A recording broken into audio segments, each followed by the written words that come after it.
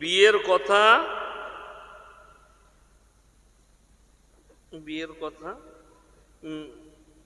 মেয়ের পরে ফোনে কথা বলা ইসলামের দৃষ্টিতে কি? বিয়ের কথা ঠিক হওয়ার পরে, দেখুন আমার বায়ানের মধ্যে এগুলো আছে, যদি কোনো মেয়ের বিবাহ ঠিক হয় না, আমাদের সিস্টেম এখন নতুন এসছে বেঈমান কাফেরের কাছ থেকে, তারা জাল দিয়ে ঘেরে ফেলেছে, আমরা ফেঁসে গেছি। সন্তানকে আপনার ছেলে আপনি দেখতে গেলেন, মেয়ে পছন্দ হলো, বিয়ের দিন ঠিক হবে, একটা মোবাইল গিফট করে এলো বউকে, বিয়ে হয়নি তখন, সেই মোবাইল রাতের বেলায় শুরু করলো, হারামখোর সিম ভরিয়ে দিয়েছে। এই যে গল্প শুরু হলো বিয়ের আগে। আচ্ছা আপনারা বলুন, বিয়ের দিনে বিয়ে ভাঙতে পারে না?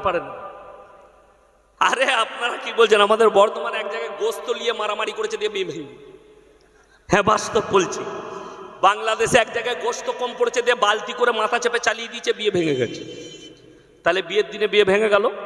তকদিরে যদি না থাকে, বিয়ের দিনেও বিয়ের মঞ্চেও বিয়ে ভেঙে যেতে পারে।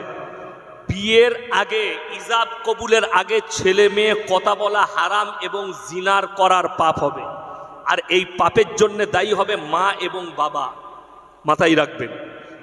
আমাদের ছেলেরা যারা মনে মনে করছেন, এখন দেখবেন একটা প্রেম বেরিয়েছে, ওটার নাম দিয়েছে হালাল প্রেম।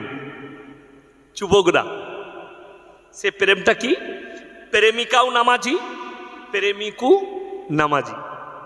হ্যালো, সালামু আলাইকুম, ভালো আছো? সারা রাত কথা বলছে। যখন ফজরের আজান হচ্ছে, আল্লাহু আকবার, আল্লাহু আকবার, প্রেমিক বলছে তোমাদের ওখানে আজান হচ্ছে? হ্যাঁ। নামাজ পড়বে না? হ্যাঁ।